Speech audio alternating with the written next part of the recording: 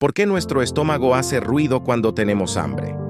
Según ChatGPT, el ruido en el estómago cuando tenemos hambre se debe a las contracciones musculares del estómago y los intestinos, conocidas como borborismos. Estas contracciones ayudan a mezclar los alimentos y movilizar el contenido a lo largo del sistema digestivo.